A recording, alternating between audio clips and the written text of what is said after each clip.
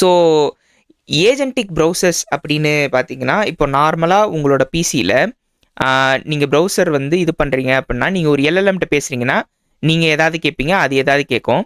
இப்போ நீங்கள் வந்து வெப்பில் ஏதாவது சர்ச் பண்ணு அப்படின்னு சொல்லிட்டு உங்களோட ப்ராம்ப்ட் இருக்குது அப்படின்னா, இது வந்து இங்கே இது பண்ணிட்டு இங்கே இந்த டாட் டாட் டாட் டாட்டாக வரும். நீங்கள் என்ன எல்எல்எம் யூஸ் பண்ணுறீங்கிறத பொறுத்து. இது என்ன பண்ணும் அப்படின்னா, தனியாக ஒரு சாண்ட்பாக்ஸ்ட் என்வைன்மெண்ட்டில், சாண்ட்பாக்ஸ்னால் என்னன்னு நான் ஆல்ரெடி சொல்லியிருக்கேன். சாண்ட்பாக்ஸ்ட் என்வைன்மெண்ட்டில் அதுவே வந்து ஒரு ப்ரௌசரை வந்து ஓப்பன் பண்ணும். ஆனால் இப்போ ஏஜென்டிக் ப்ரௌசர்ஸ் இதுக்கும் ஏஜென்டிக் ப்ரௌசர்ஸ்க்கும் இதுக்கும் என்ன வித்தியாசம் அப்படின்னா, இதால் வந்து உங்களோட நீங்கள் இந்த ப்ரௌசரோட கான்டெக்ஸ்ட்டை வந்து சுத்தமாக பார்க்கவே முடியாது. ஏன்னா இதுக்கு ஆல்ரெடி ஒரு வேலை கொடுத்துருக்கு அந்த எல்எல்எம். அந்த வேலையை மட்டும் பார்த்துட்டு இதோட வேலை முடிஞ்சு போச்சு. ஆனால் ஏஜென்டிக் ப்ரௌசர்ஸ் அந்த மாதிரி கிடையாது.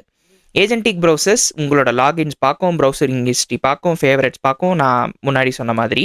அண்ட் இந்த கான்டெக்ஸ்ட்டை வச்சு நீங்கள் என்ன டாஸ்க் கொடுத்துருக்கீங்களோ அதை ரொம்ப அக்யூரேட்டாக அண்ட் அட்டானமஸாக அதால் பண்ணி முடிக்க முடியும்.